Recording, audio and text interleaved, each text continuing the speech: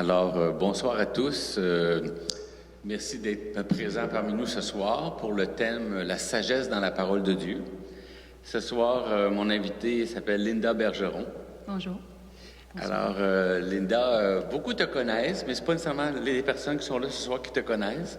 Alors, parle-nous de toi, Linda, qui tu es, puis ton lien avec la paroisse. Bonsoir tout le monde. Bon, c'est difficile de se présenter comme ça en 2 minutes, mais qui je suis? Ben, déjà, en plus que 2 minutes? D'accord. Je suis paroissienne de la paroisse ici depuis que j'ai l'âge de 6 ans. Donc, c'est vraiment ici qui a toujours été mon refuge. Alors, j'ai grandi ici dans ce quartier, ensuite très influencée par l'Église, par le goût d'y venir, d'écouter la parole. Puis après ça, moi, j'ai vécu mes sacrements ici. Ensuite, mon mari et moi, on s'est mariés ici. Et puis après ça, on est déménagé à Sainte-Philomène. Et le Seigneur m'a toujours suivi. Et puis, finalement, le prêtre de Sainte-Philomène, un jour, après plusieurs années de bénévolat... Attends un petit peu. Je veux révéler un petit secret à tout le monde. Ah, d'accord. C'est quelque chose qu'on ne voit pas souvent. Linda a eu la chance de vivre quelque chose d'assez exceptionnel que peu de gens vivent.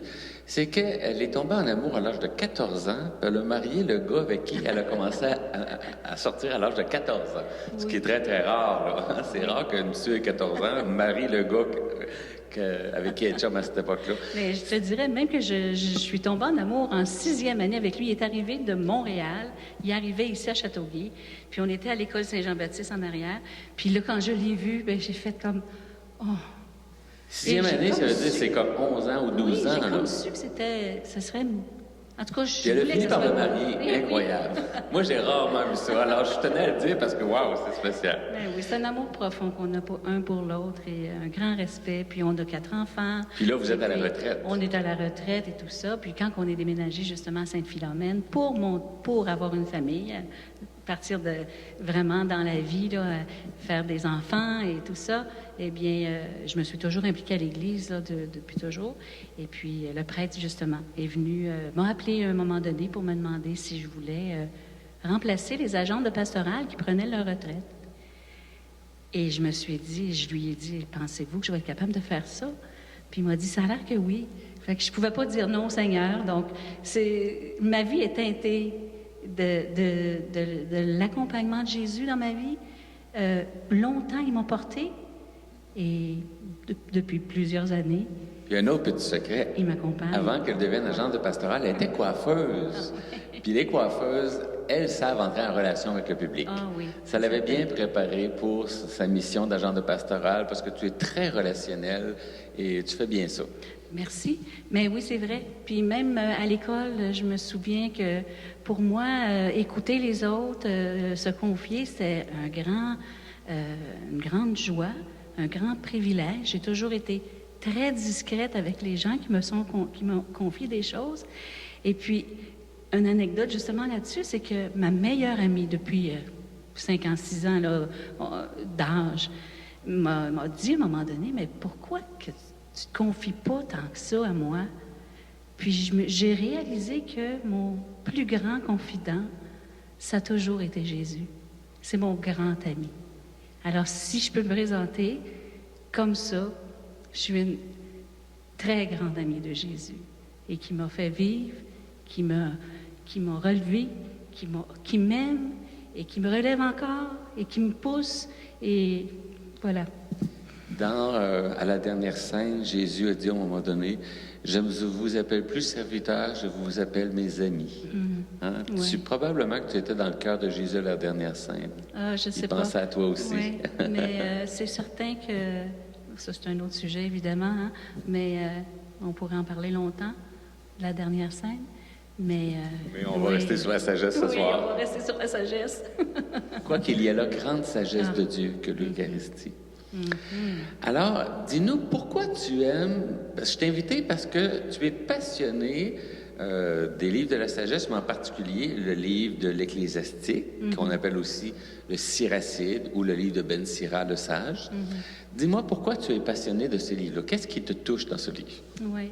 Bien, c'est-à-dire que dans ce livre-là, premièrement, c'est un ami qui me l'a fait connaître dans je ne sais plus quel...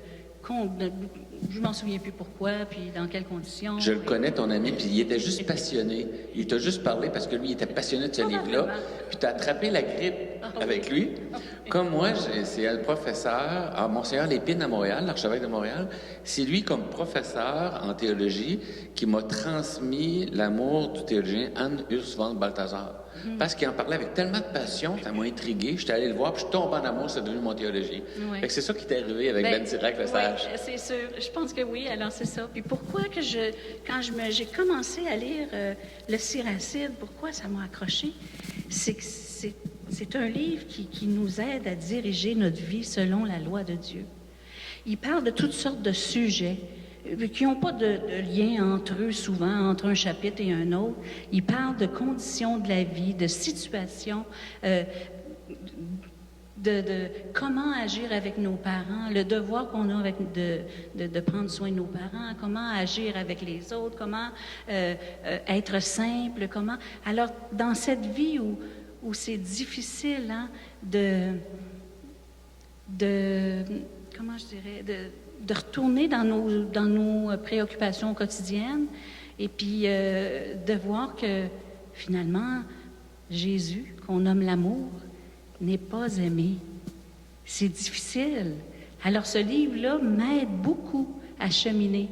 Quand je me questionne, quand je veux avoir des réponses sur comment ça se fait que j'agis comme ça, pourquoi je devrais faire ça. Quand je vois quelque chose, je me dis... comment je devrais penser ça? Comment je devrais accepter ça dans ma vie? Alors, comme je dis, il y a plein de sujets du quotidien dans notre vie qui fait qu'on peut aller lire et moi, ça me donne des réponses. Ça me donne des réponses à toutes les fois que je le lis. Des fois, ça me confronte avec ce que je pense ou que je pensais penser, qui était bien. Des fois, c'est dur. Ça me dit, oh mon Dieu, il faut que j'aille jusque-là. Ça provoque des conversions. Ça provoque des conversions. Et pour moi, la conversion, c'est une affaire de tous les jours, à tout instant, à tout moment, à toute situation. C'est sûr que on vit dans le monde, puis on vit notre vie, puis c'est pas toujours en parlant et en nommant Jésus, mais les deux pieds sur terre, bien ancrés, les mains dans la pâte du travail, de la cuisine, des amis, de l'amitié, des relations, bien, c'est aujourd'hui le fondement de ce que je veux offrir à l'autre. Tu me fais penser, il y a deux choses qui me viennent dans la tête. Souvent, je dis aux gens, on donne ce que l'on contemple. Donc, arrêtons de contempler le mal parce qu'on va donner le mal. Le mal, il est là, il faut le voir, il ne faut pas être naïf, mais il ne faut pas s'arrêter pour le contempler. Contemplons Dieu, contemplons le bien, parce que nos yeux vont refléter ce que l'on contemple. Oui. Ça, c'est une première chose. Oui. Une autre chose qui me vient, c'est dans l'école française de spiritualité que j'aime beaucoup, un des grands maîtres de ça, qui est Jean-Jacques Ollier, fondateur des Sulpiciens, qui forment les prêtres. Il y avait une petite formule très simple qu'il transmettait aux gens pour les aider à ancrer la dynamique chrétienne. Il disait, il faut avoir Jésus dans la tête, Jésus dans le cœur et Jésus dans les mains. Hein? Que tous nos projets, que toutes nos pensées, nos idées soient, ce que les protestants disent, captives du Christ. Que nos désirs, nos attraits, nos affections, nos intérêts, notre amour, nos amours, soient orientés vers le Christ et son œuvre. Et que nos actions, nos projets, concrètement, soient... Alors, c'est des petits trucs concrets. C'est ça que tu parles, en fait. Mais en même temps, c'est ce qu'on fait et qu'on refait tout le temps avant d'entendre l'Évangile. Quand on fait nos 3 petites croix, là, justement, sur le front, hein? Oui. Le front, la bouche et le cœur. Seigneur, aide-moi à comprendre ce que j'entends, ce que je lis dans la parole, ce que le prêtre va me dire, là, approfondir. Mais Seigneur aussi, fais que je sois capable de le dire, ou de te nommer, d'en témoigner, puis, et d'en vivre, évidemment, avec la croix sur le cœur, que je puisse en vivre. Une autre petite chose qui me vient dans la tête. Quand on a plein de choses dans la tête, on a plein de pop-up comme des pop-corn. C'est Sainte Thérèse d'Avila qui disait, C'est déjà une grâce que de recevoir une grâce. C'est une deuxième grâce que de le sentir, de s'en rendre compte. Et c'est une troisième grâce que d'être capable de le dire. Alors, si on veut témoigner, il faut aussi leur demander cette grâce spéciale-là, parce que constamment, Jésus est là, il nous bénit, il nous comble de grâce. On ne s'en rend pas compte. Des fois, on s'en rend compte, mais on ne sait pas comment le dire. Alors, il faut lui demander la grâce de pouvoir la nommer puis en témoigner. Oui. Pour donner aux autres le goût de se tourner vers Dieu en magnifiant ses merveilles. Amen. Aujourd'hui, on va parler des livres de la sagesse. Je vais faire une petite introduction générale. Ensuite, Linda va lire un petit texte d'introduction plus spécifique à ce livre-là. Puis, on va commencer à lire la parole de Dieu. Mais avant de lire, entre les deux, on va écouter un chant. Une chose qu'il faut savoir, c'est que, vous savez tous que quand on lit les textes de l'Ancien Testament, on met les lunettes Jésus-Christ, on ne les lit pas comme un juif. Hein? C'est toujours important. Et dans l'Ancien Testament, il y a des livres d'histoire, il y a des livres prophétiques, il y a des livres de prière, des livres de sagesse. Et les livres de sagesse, ce sont les derniers livres de l'Ancien Testament. Ce sont ceux qui ont été écrits le plus récent, le plus proche de Jésus-Christ. Le livre de Ben Sirach, qu'on va lire aujourd'hui, nous ne l'avons plus dans l'Église qu'en grec, mais il a été écrit en hébreu, puis ensuite traduit en grec. Et ce qui est intéressant, c'est que du temps de Jésus, ces livres-là étaient très, très connus, très aimés. Ce livre-là a été cité jusqu'au 4e siècle par des rabbins juifs. Puis ensuite, les Juifs les ont complètement éliminés de leur historique. Fait que si vous parlez à un Juif maintenant, les Juifs ne connaissent pas ces livres de sagesse-là, parce qu'ils les ont éliminés parce que la version hébreu a disparu et ils ont décidé de garder comme canon de l'Écriture seulement des versions hébreux. Donc, c'est disparu. Mais nous, ça fait partie de notre héritage. Puis, vous savez, souvent dans les évangiles, on voit que Jésus parle au centurion, Jésus parle à la cananéenne, Jésus parle à plein de monde, ce qui veut dire que nécessairement, Jésus ne parlait pas que hébreu et araméen. Probablement qu'il ne parlait pas latin, qui était la langue du centurion, mais c'était quoi l'anglais de l'époque? C'était le grec. Et à l'époque de Jésus, il y avait une très, très grande communauté juive à Alexandrie, au Caire, à Alexandrie. Et c'était là qu'il y avait la plus grande bibliothèque au monde et qu'il y avait la grande communauté juive qui était là avait presque traduit en grec tous les écrits spirituels juifs qui existaient. Ce qui fait que les apôtres, avec Jésus, ont probablement lu les Saintes Écritures et en hébreu et en grec, probablement. C'est très intéressant de savoir ça. Dans les livres de la sagesse, il y a constamment une opposition entre sagesse et folie. Puis ensuite, ça se traduit entre justice et iniquité. Il y avait beaucoup de livres de sagesse dans le Moyen-Orient. À l'époque, c'était normal, au Moyen-Orient. Tout le monde faisait des écrits de sagesse. La spécificité des écrits des Hébreux, ça a été de faire des écrits de sagesse qui sont des sagesses pieuses qui parlent de Dieu. Et finalement, progressivement, ces écrits-là ont identifié la sagesse comme étant un don qui venait de Dieu et ont même fini par identifier la sagesse presque à Dieu. Et finalement, la sagesse qu'on va découvrir, la sagesse, c'est le Verbe. Et le Verbe, c'est celui qui est devenu Jésus-Christ. Hein? Alors, la sagesse de Dieu, on voit dans les textes qu'elle était là de toute éternité avec Dieu, puis elle est venue dans la création du monde.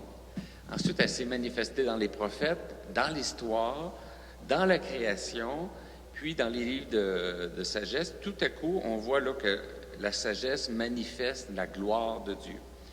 Et dans le fond, les livres de sagesse, c'est les derniers livres de l'Ancien Testament qui préparaient la venue de Jésus-Christ, parce que ce sont des livres, des livres inspirés, où l'inspiration divine a profité d'une rencontre entre le génie hébreu et le génie grec. Et ça l'a permis au génie hébreu de débloquer là où il y avait des difficultés, des choses qu'ils ne comprenaient pas. Et ça l'a débloqué dans la foi, en la résurrection, en l'immortalité de l'âme. La foi en la résurrection est née dans les Maccabées, puis là, c'est allé plus loin, ce qui est très intéressant. Alors, j'arrive vers la fin de mon petit topo, là. C'est pas un cours, mais c'est bon d'avoir des petites choses. Ah, j'ai déjà tout dit ce que j'ai écrit. OK, les conditions pour recevoir la sagesse divine, c'est la crainte de Dieu. Mais la crainte de Dieu, c'est pas une expression qui parle de peur, pas du tout. Dans la Bible, la crainte de Dieu, ça parle de deux choses. D'un immense amour pour Dieu, ce qui correspond au premier commandement. Tu aimeras le Seigneur ton Dieu de tout ton être, de tout ton cœur, de toute ton âme. Et ça parle aussi d'un aspect qu'on appelle de la vénération. Tu sais, devant la grandeur de Dieu, wow, c'est pas rien la grandeur de Dieu, hein? Il y a un respect immense et une vénération. Alors la crainte de Dieu, c'est un amour immensément respectueux, puis ça implique aussi à la fois une attitude d'ouverture au don de Dieu et une soumission de notre volonté à la volonté de Dieu. C'est ça la crainte de Dieu. Et dans un écrit de la sagesse, je ne sais plus lequel, c'est dit que le début de la sagesse, c'est la crainte de Dieu, et la fin de la sagesse, c'est la crainte de Dieu. C'est la base de notre vie avec Dieu. Donc maintenant, je te demanderais de nous lire un petit extrait de l'introduction à ta Bible qui est très intéressant aussi. Oui. Le message du Siracide est toujours actuel. En effet, notre époque voit les frontières disparaître et la civilisation occidentale influencer tous les peuples de manière exagérée.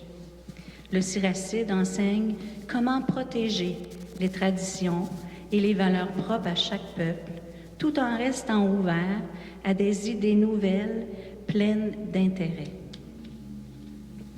Et vers la fin aussi, le 5e livre, je pense, là, Ben Sirac écrit des prières de remerciement, rend grâce pour Moïse, rend grâce pour Jacob, rend grâce pour tous les prophètes et tous les grands noms qu'on connaît. Et il écrit que dans ce livre, un enseignement riche de sagesse et de connaissance. Il a répandu comme une pluie la sagesse qui remplit son cœur, il est heureux. Celui qui reviendra sans cesse à ses paroles, celui qui les gardera dans son cœur, deviendra sage, un sage.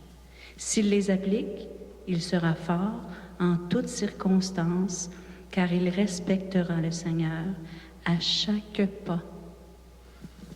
On voit ici que le concept du sage est déjà nous prépare nos deux grands sages qui ont permis la venue de Jésus, que sont la Vierge Marie et Saint Joseph. Quand on dit Joseph est un juste, bien, le sage, c'était le juste. Alors là, on voit, là, parce que la révélation dans l'Ancien Testament, elle est progressive. Plus ça avance dans l'histoire, plus on connaît de plus en plus Dieu.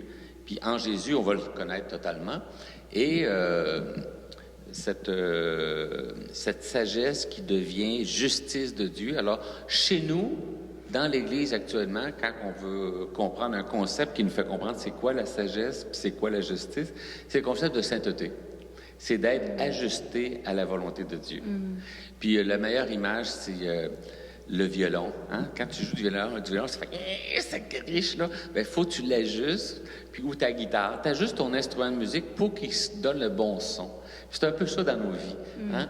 Le fait de se libérer du péché, puis de commencer à faire le bien, puis de se laisser transformer par Dieu, c'est de s'ajuster à la volonté de Dieu jusqu'à ce que ça devienne facile. Quand ça devient facile d'en jouer, que Dieu joue de l'instrument que nous sommes, c'est l'équivalent quand on est vertueux. Hein? Là, Dieu, quand on devient vertueux, Dieu peut jouer de nous, là, puis nous faire produire des œuvres de grâce, puis des belles symphonies. Et je pense que aussi, c'est fait que la relation avec Dieu, avec Jésus, est vraiment de plus en plus authentique, de plus en plus vraie et de plus en plus présente dans notre vie. Alors, comme je te disais tantôt, j'ai passé l'après-midi à parler à Jésus. Je faisais mes affaires, puis je me disais, bien là, Seigneur, je vais parler de toi ce soir, puis je vais lire ta parole, puis je veux vraiment que les gens sentent aussi, puis qu'ils soient touchés comme moi, je suis touchée. Alors, ça devient une relation vraiment complète. Et imaginez-vous, chacun de nous, si on joue bien, si on est bien accordé, ajusté à Dieu, que Dieu peut bien jouer de notre instrument, c'est déjà beau, un beau solo de violon, mais en Église, Dieu veut jouer de chacun de nous, mais ensemble, en communion, et ensemble, on devient une symphonie, C'est extraordinaire. un grand orchestre. C'est Et beau. d'où l'importance de développer une vraie culture de la communion, puis de la charité entre nous, puis d'apprendre à être très souple aux motions de l'Esprit pour que Dieu nous ajuste, pour qu'ensemble on fasse ses œuvres, ses œuvres de grâce. Alors, on va écouter un chant.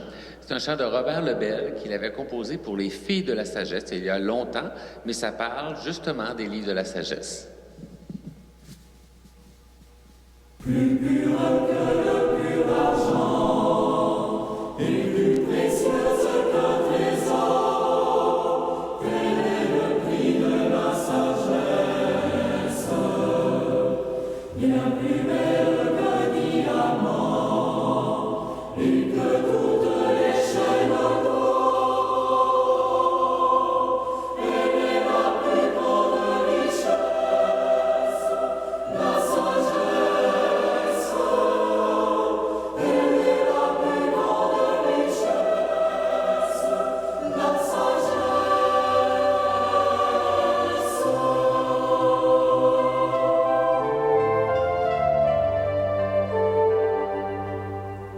Elle devance nos désirs et vient s'offrir pour les combler, car elle est toute bienveillance.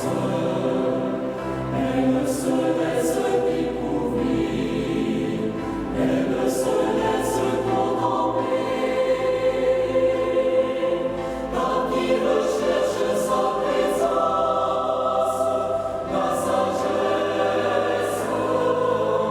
Par qui recherche sa présence, la sagesse.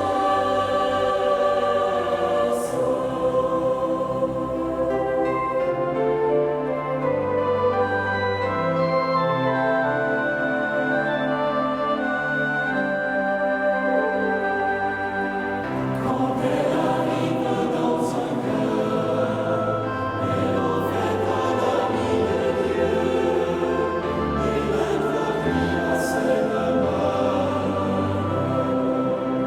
Elle est sa compagne, sa sœur, elle est sa chance d'être heureux. Elle est son guide et sa lumière, la sagesse. Elle est son guide et sa lumière, la sagesse.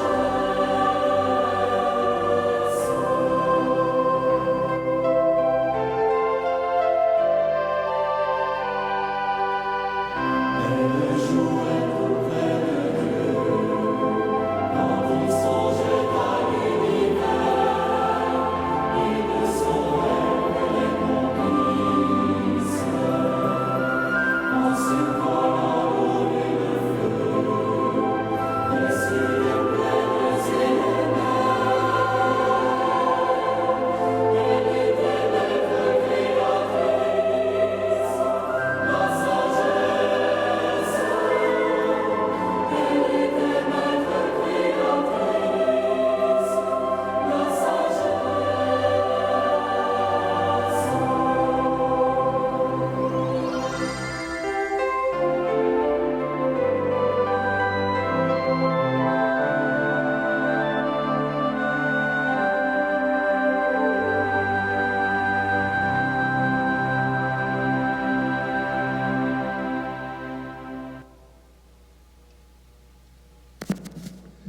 Comme tous les livres de sagesse pointent vers Jésus-Christ, comme tout l'Ancien Testament, et que Jésus-Christ est la sagesse éternelle et incarnée, qui va encore plus loin dans la sagesse en s'abaissant dans la sagesse eucharistique, on va exposer le Saint-Sacrement. Vous allez pouvoir adorer Jésus. Puis ce soir, je vous invite vraiment à adorer Jésus, sagesse éternelle et incarnée. Puis pendant qu'on va l'adorer, on va lire le livre de sagesse qui est le livre de l'Ecclésiastique. On va lire lentement pour vous imprégner de ça. Puis on va parfois faire des petits commentaires pour la goûter. Alors, dans nos cœurs, même si vous êtes assis dans votre voiture, dans nos cœurs, on se met à genoux pour l'exposition du Saint-Sacrement.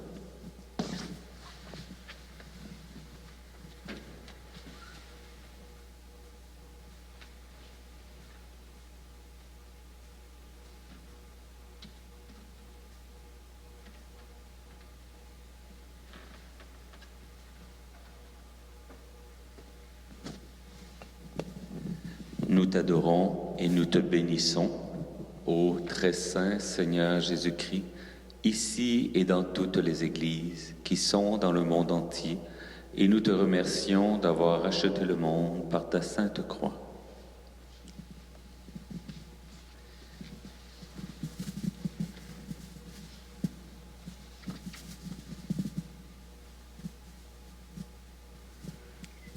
Mon enfant, si tu veux servir le Seigneur, prépare-toi à rencontrer des difficultés. Sois courageux et fort. Ne sois pas troublé au moment du malheur.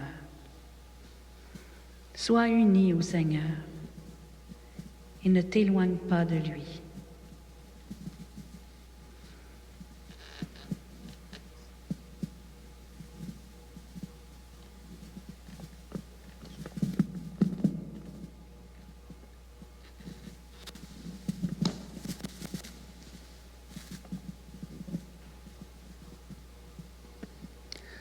Mon enfant, si tu veux servir le Seigneur, prépare-toi à rencontrer des difficultés.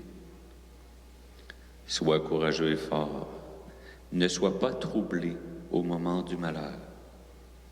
Sois uni au Seigneur et ne t'éloigne pas de lui.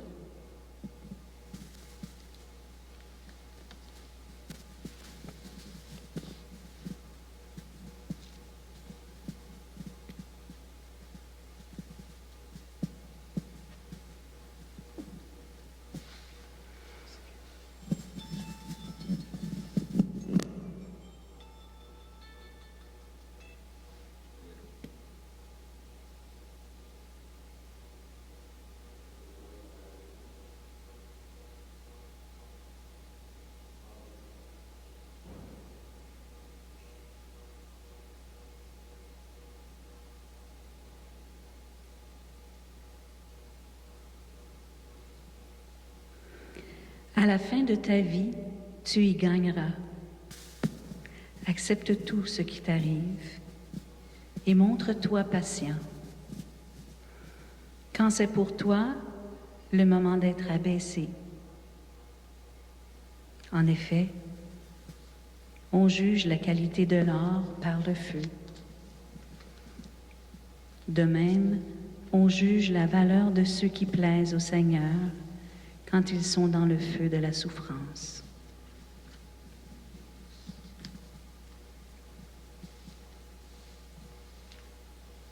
Fais confiance au Seigneur. Il viendra à ton secours.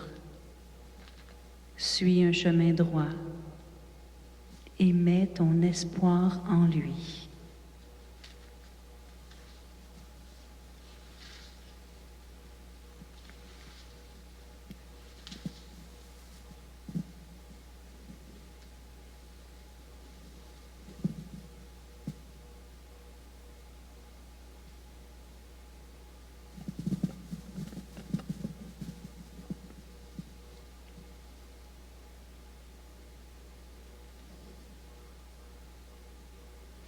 Vous qui craignez le Seigneur, comptez sur sa miséricorde. Ne vous écartez pas de peur de tomber. Vous qui craignez le Seigneur, ayez confiance en lui et votre récompense ne saurait faillir. Vous qui craignez le Seigneur, espérez ses bienfaits, la joie éternelle et la miséricorde, car sa récompense est un don éternel dans la joie.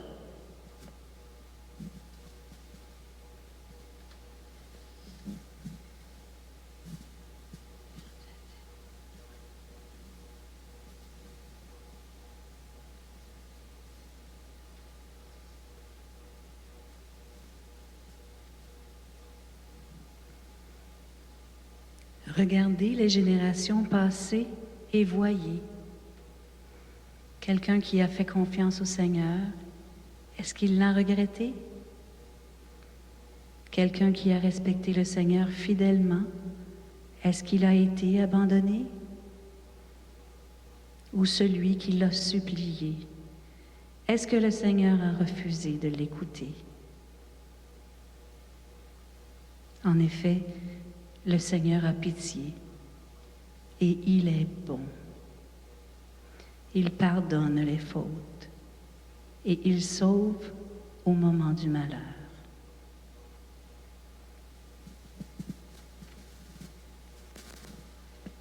Oui, le Seigneur est compatissant et miséricordieux. Il remet les péchés et sauve au jour de la détresse. Malheur au cœur lâche et aux mains nonchalantes, et aux pécheurs dont la conduite est double. Malheur au cœur nonchalant faute de foi, car il ne sera pas protégé. Malheur à vous qui avez perdu l'endurance, que ferez-vous lorsque le Seigneur vous visitera? Ceux qui craignent le Seigneur ne transgressent pas ses paroles.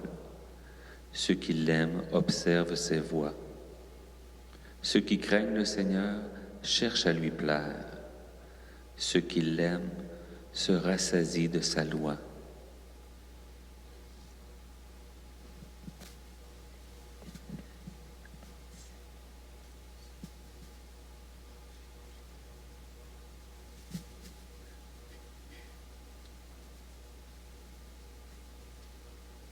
Ceux qui respectent le Seigneur ont le cœur toujours prêt. Ils savent s'abaisser devant lui. Ils disent, il vaut mieux tomber entre les mains du Seigneur qu'entre les mains des hommes. Car s'il est puissant, il est aussi plein de bonté.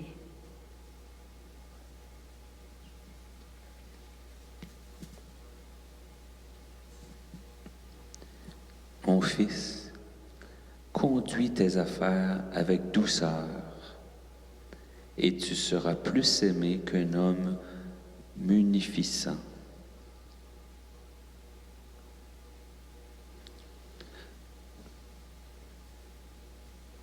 Plus tu es grand, plus il faut t'abaisser pour trouver grâce devant le Seigneur. Nombreux sont les gens hautains et fameux, mais c'est aux humbles qu'il révèle ses secrets. Car grande est la puissance du Seigneur, mais il est honoré par les humbles. Ne cherche pas ce qui est trop difficile pour toi. Ne scrute pas ce qui est au-dessus de tes forces.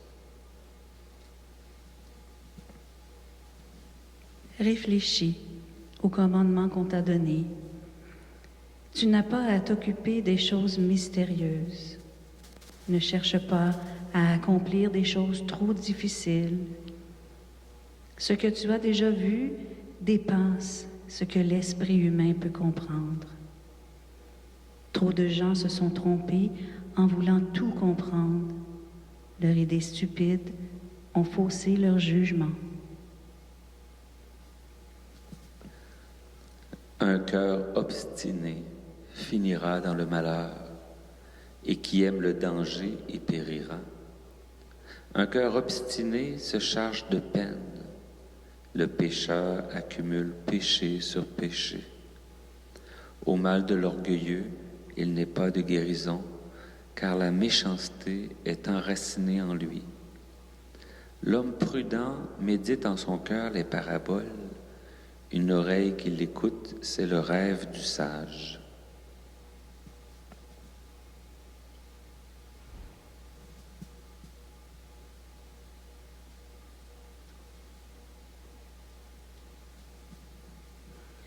L'eau éteint le feu qui brûle.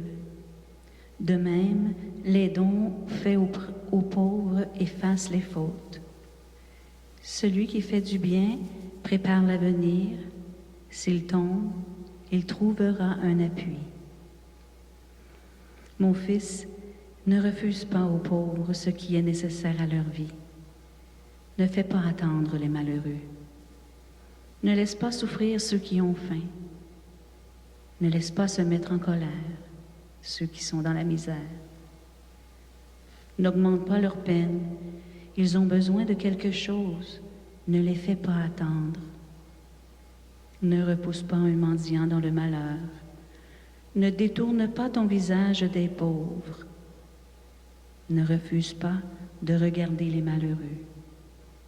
Ne leur donne pas l'occasion de te lancer des malédictions.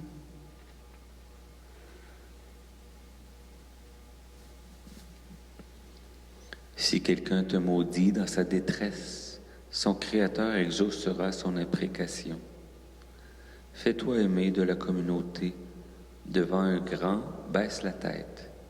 Prête l'oreille au pauvre et rends-lui son salut avec douceur. Délivre l'opprimé des mains de l'oppresseur. Il ne soit pas lâche en rendant la justice. Sois pour les orphelins un père et comme un mari pour leur mère. Et tu seras comme un fils du Très-Haut, qui aimera plus que ne fait ta mère.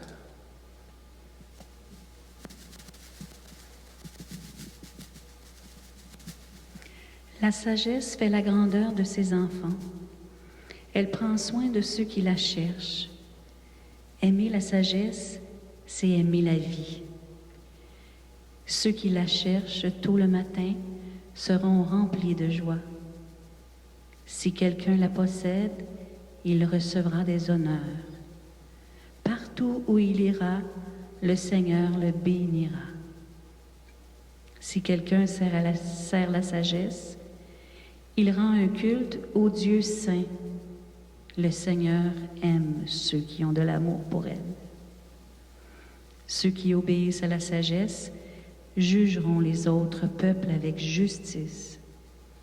Ceux qui font ce qu'elle veut vivront en sécurité.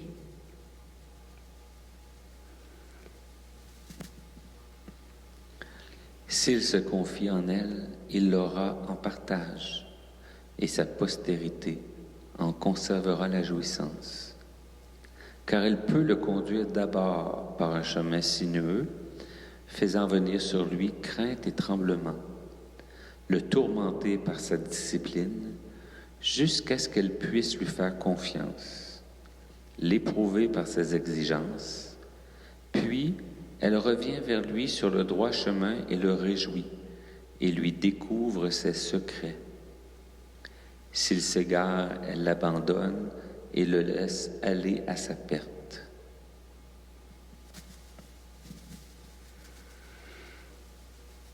Attends le bon moment pour agir. Évite le mal et n'aie pas honte de toi. Il y a une honte qui entraîne au péché et une honte qui donne honneur et faveur. Ne sois pas trop sévère pour toi-même, que la honte ne te fasse pas tomber. N'hésite pas à parler quand c'est nécessaire. On reconnaîtra ta sagesse dans tes paroles et ta science dans ce que tu dis. Ne parle pas contre la vérité, mais sois honteux de ton ignorance. On ne peut pas empêcher un fleuve de couler. N'aie donc pas honte d'avouer tes fautes. Ne t'aplatis pas devant un sot. Ne sois pas partial en faveur du puissant. Jusqu'à la mort, lutte pour la vérité. Le Seigneur Dieu combattra pour toi. Ne sois pas hardi en parole et paresseux et lâche dans tes actes. Ne sois pas comme un lion à la maison et un poltron avec tes serviteurs. Que ta main ne soit pas tendue pour recevoir et fermée quand il s'agit de rendre.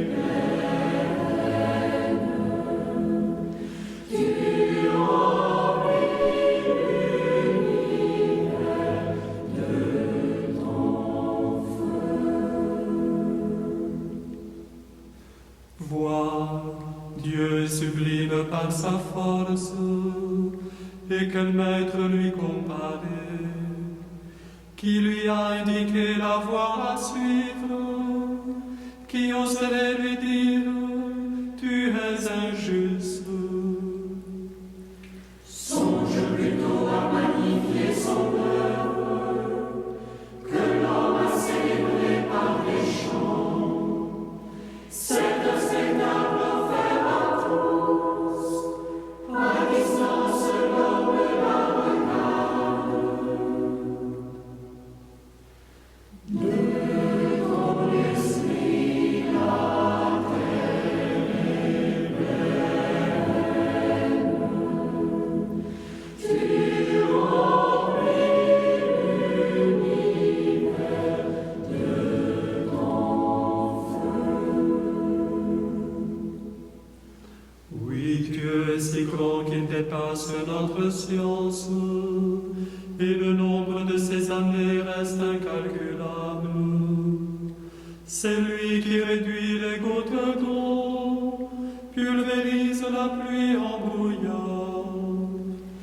Oui, Dieu nous fait voir des merveilles, il accomplit des œuvres grandioses. Écoute ceci, Jean sans brancher, et réfléchis aux merveilles de Dieu. De ton esprit la terre est pleine. Tu remplis l'univers de ton feu. Suprême par la force et l'équité, maître en justice sans opprimer, l'Éternel s'impose à la crainte des hommes, à lui la vénération de tous les esprits sensés.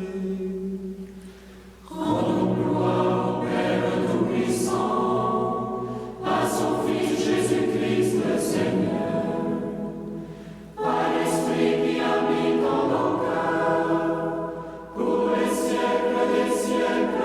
Amen. De ton esprit la terre est pleine.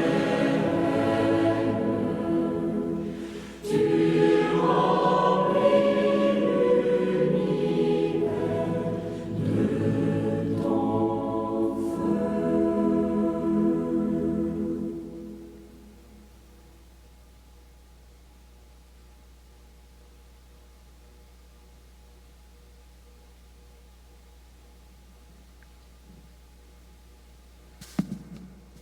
Mon enfant, aime apprendre quand tu es jeune.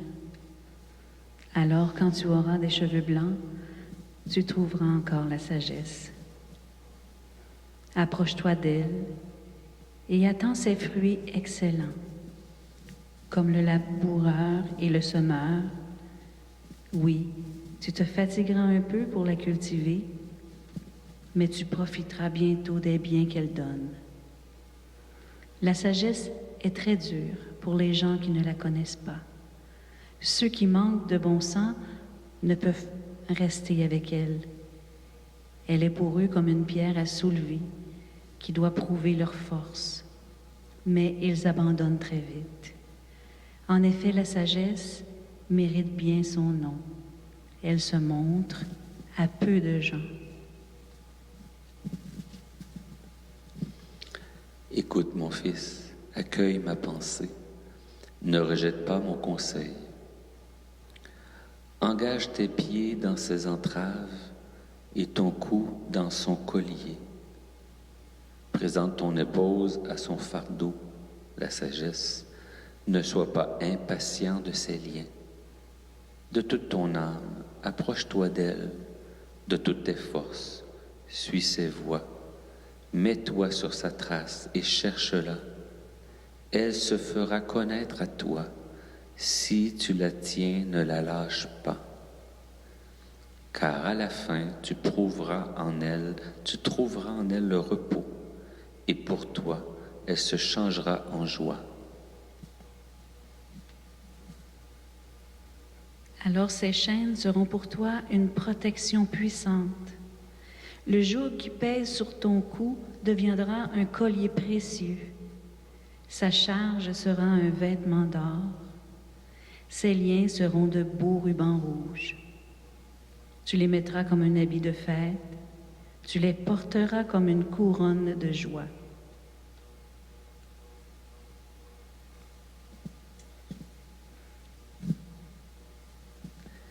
Si tu le veux, mon fils, tu t'instruiras et ta docilité te vaudra l'habileté. Si tu aimes à écouter, tu apprendras, et si tu prêtes l'oreille, tu seras sage. Tiens-toi dans l'assemblée des vieillards, et si tu vois un sage, attache-toi à lui. Écoute volontiers toute parole qui vient de Dieu, que les proverbes subtils ne t'échappent pas.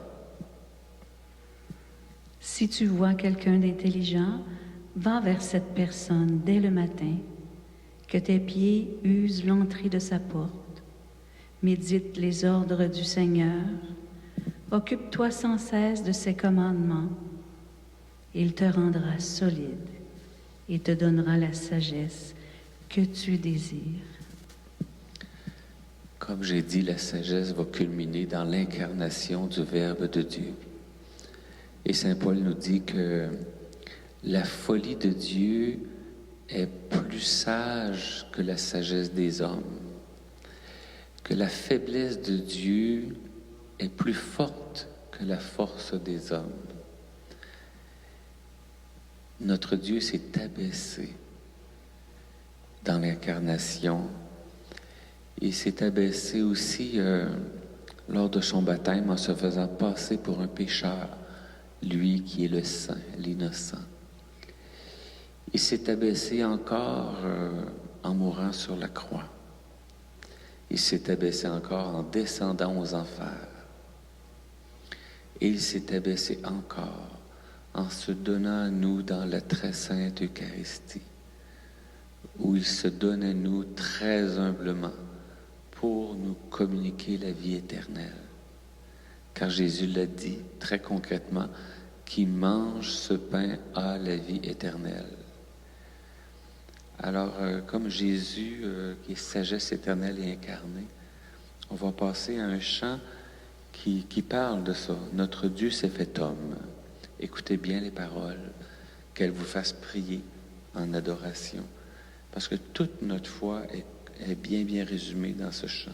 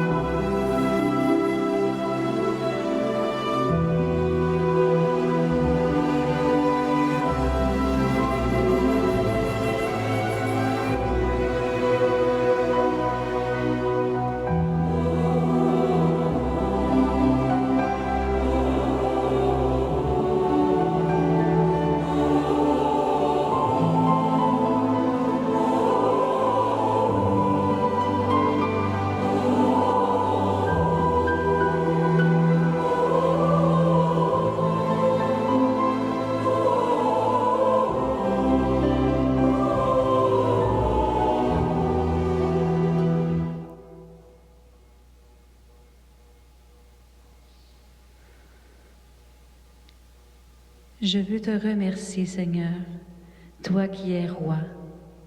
Je veux chanter ta louange, Dieu mon sauveur. C'est toi que je remercie, car tu es mon protecteur. Soyez dans la joie à cause de la bonté du Seigneur. N'ayez pas honte de chanter sa louange. Faites ce que vous devez avant le temps fixé. Le Seigneur vous donnera votre récompense au jour fixé.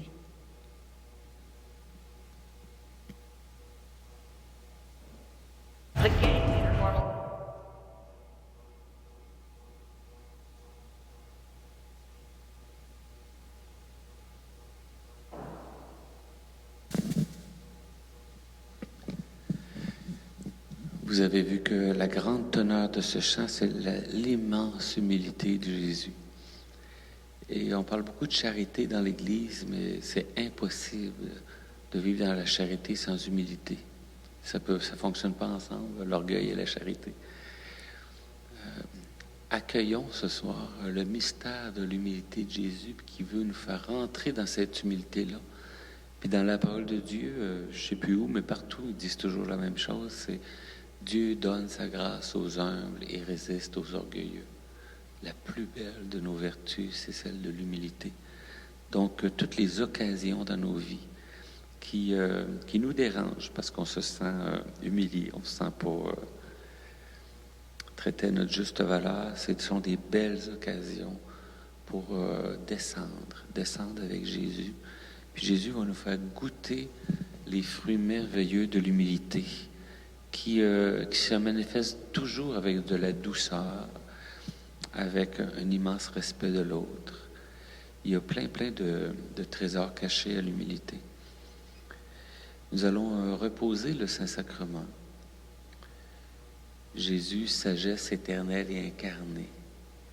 Comme il est dit dans le chant, il s'est abaissé pour nous élever. C'est lui qui fait le gros du travail. Nous n'avons qu'à nous laisser élever, moyennant un peu d'humilité. Sois infiniment béni, Seigneur Jésus. Nous t'adorons et nous te bénissons, ô très saint Seigneur Jésus-Christ, ici et dans toutes les églises qui sont dans le monde entier, et nous te remercions d'avoir racheté le monde par ta sainte croix.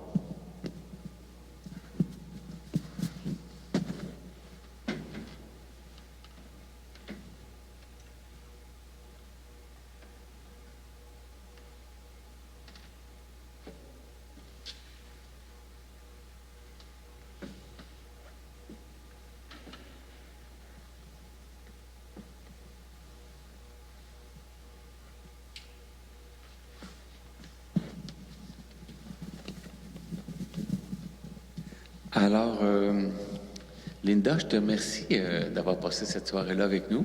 Mais ça m'a fait plaisir, ça a été très agréable et comme toutes les autres soirées où j'ai assisté aussi, j'espère que notre cœur se transforme encore et encore et encore. Comme vous voyez, on est des simples paroissiens comme vous. Ça nous montre comment qu'en paroisse, les gens ordinaires, ils peuvent faire des choses le fun. Hein? Oui, c'est vrai. On n'a pas besoin d'attendre qu'il y ait des gens extraordinaires, là, puis des vedettes parmi nous. Non.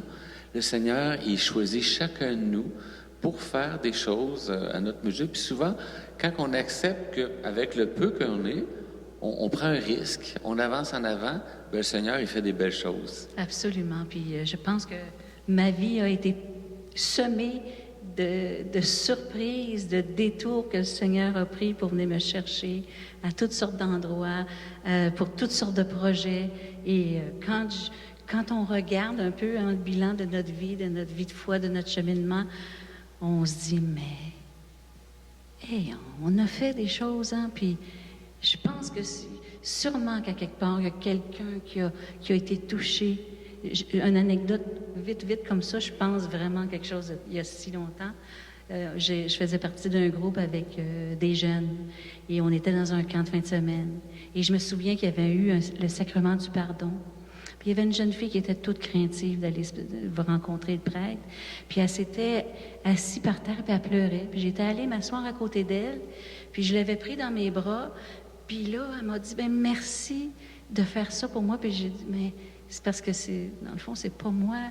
C'est vraiment le Seigneur qui m'appelle, qui fait que je veux te consoler, je veux te prendre dans mes bras, je veux te rassurer.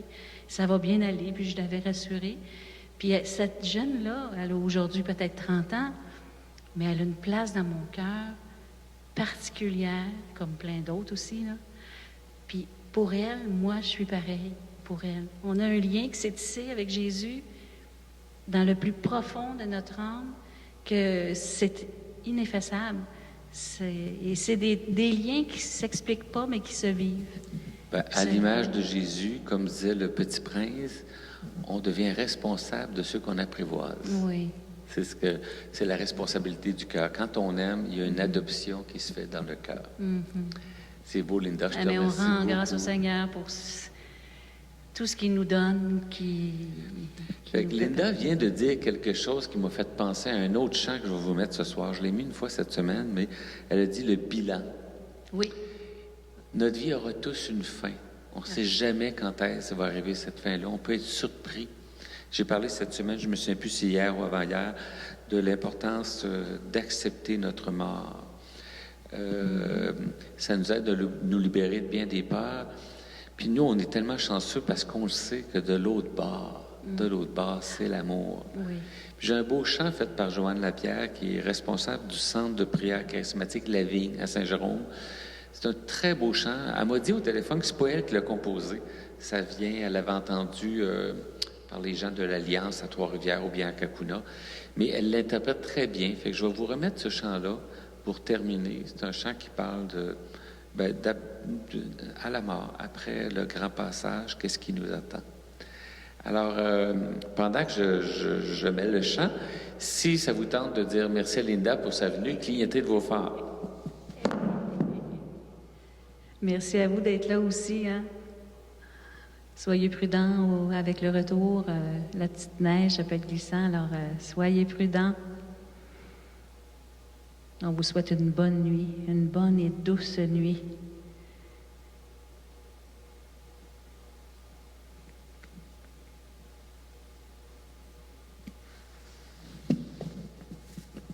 Le chant s'intitule « De l'autre côté ».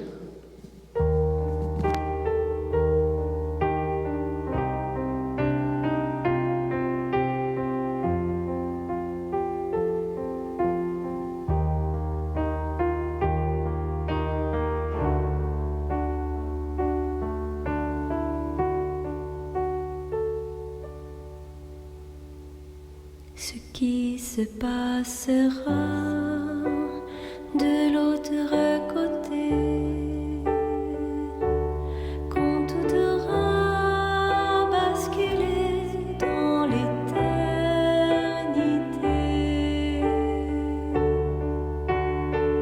je ne sais pas, mais je sais seulement qu'un amour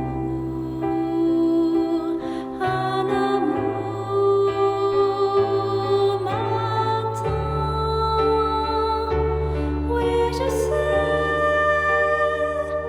je sais seulement qu'un amour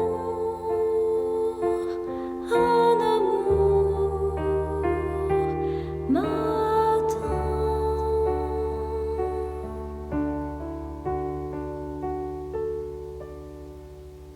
Je sais pourtant qu'alors il me faudra faire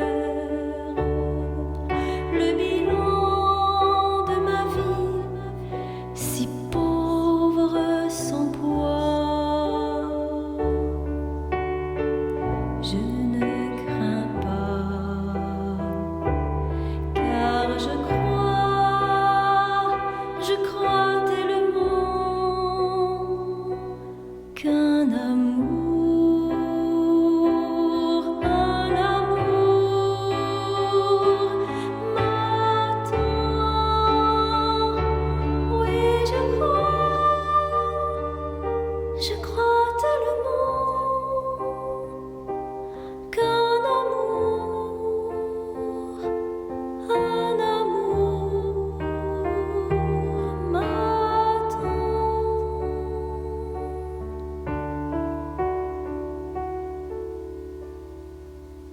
ce que toujours j'ai cru, je le croirai plus fort.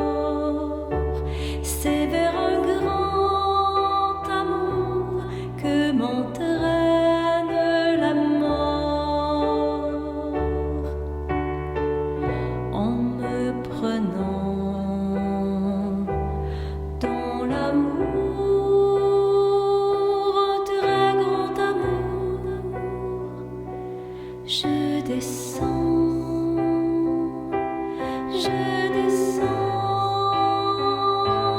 doucement dans l'amour, un très grand amour. Je descends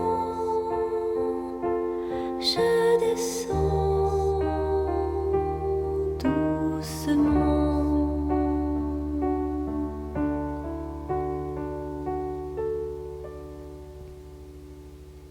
Dans le vent de l'esprit, je viens à toi, mon Père. Ton amour va m'ouvrir à sa lumière, à sa joie. Accueille-moi, car je crois simplement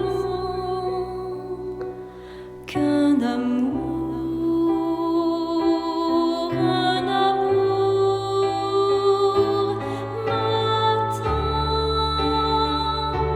Oui, je crois simplement qu'un amour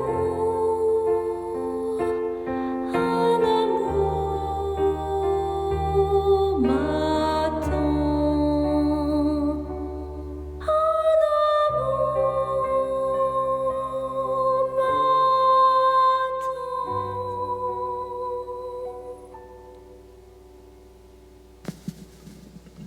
Alors, bon retour à la maison. Bonne nuit.